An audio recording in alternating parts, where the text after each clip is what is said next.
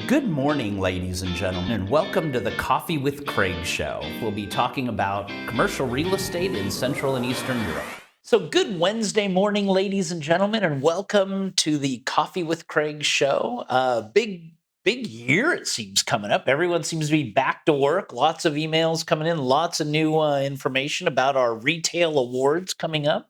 We have record number of nominations, record number of retailers attending, looking to expand in Central Eastern Europe, Southeastern Europe, and I can see a lot of new developers in the sense of the retail office part, or the retail parks. Retail parks seem to be coming in a lot more. A lot of smaller. Yeah, these smaller developers seem to be a bit more visible nowadays. Yeah. And They're surprised, really. Well, they're doing, yeah, exactly. No one cared about them before, or maybe they weren't doing so much before, and now everyone cares about them. And it seems like some of the big players too, the big shopping center owners, also coming in. So great to see them. They must have some. I guess they have some opportunities for these retailers. That's why they're coming. So good to see them. A bit on the outlet centers as well. So a lot going on there, and I think they did well during COVID, actually, in some cases. So, and probably still doing well. So that event is coming up. We've got the short list out of the short list not listed nominees. That came out on Monday, I think. Yeah, Monday evening or Tuesday morning, and we put that out.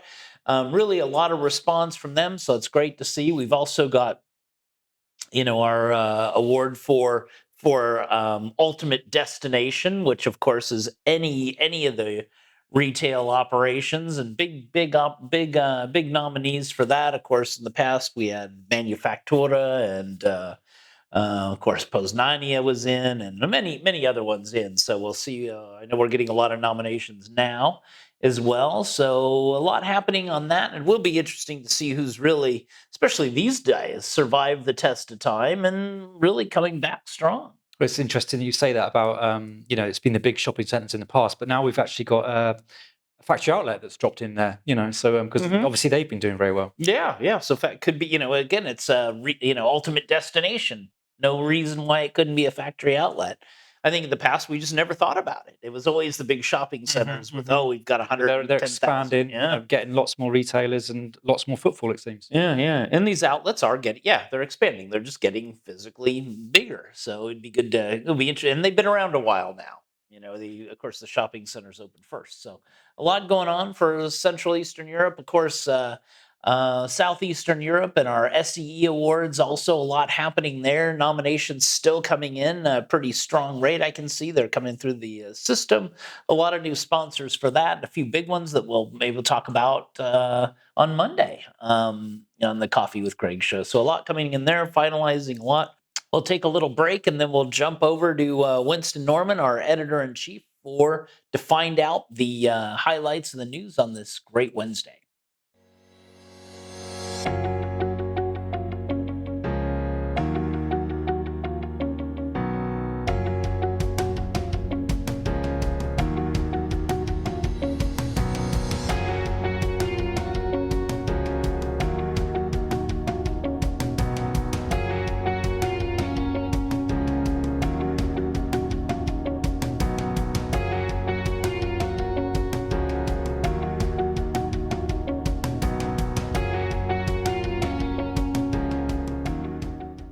So welcome back, Winston. Great to see you.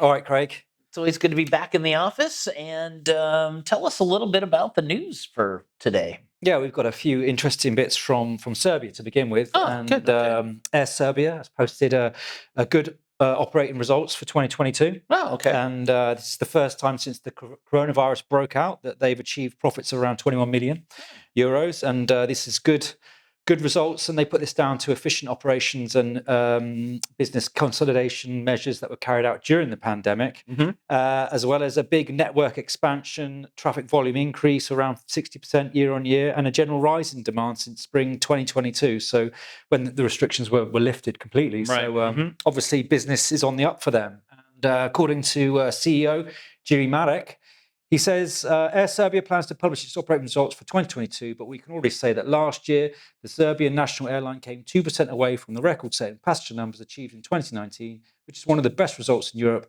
looking at this parameter. So looking good for them. Well, Air Serbia run well, so that probably helps having proper management in these airlines. Yeah, and more news coming out of Serbia, and Atrium has signed a partnership deal with Rivag Facility Services, which is an Austrian company. And Rivag has acquired around 64% of the company's shares, and the new partnership will unlock substantial growth of Atrium services and improve the company's capabilities in property-related services such as brokerage, facility management, cleaning services, and technical maintenance. And Rivag is an Australian-owned company with an annual turnover around 88 million euros and has 3,000 employees in 5 countries. Well, so it sounds like a good partnership now. Seems a good someone good to partner up with there. And as you know, Atrium was founded in 2005 by Roman Klott. Yep, sure. Roman and his partner Brian, we know them very well, and they're coming to our events from time to time and advertising in the magazines from time to time. So good to see. Good to see they're doing well. And finally, for today, we've got some news coming out from Colliers on the Czech Republic, and this is.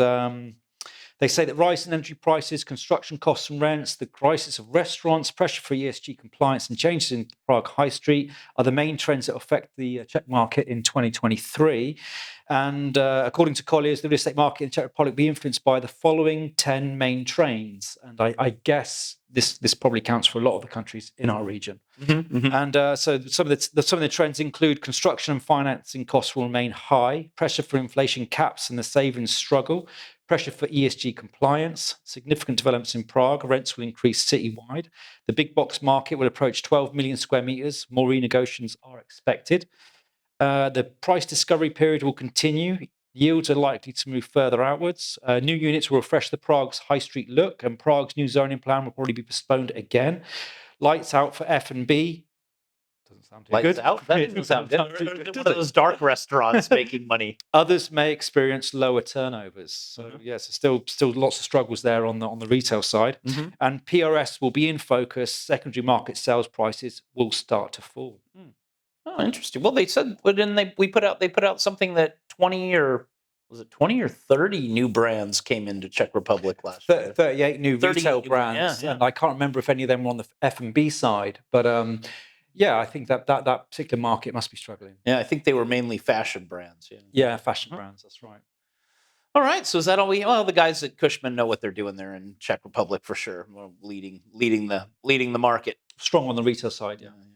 Okay, so is that all we have for today? Yeah, those are the highlights for today. So thank you all for watching the Coffee with Craig show this Wednesday morning, and we will see you Thursday with the news. Click here to subscribe to the Coffee with Craig show, and don't forget to share it with your friends.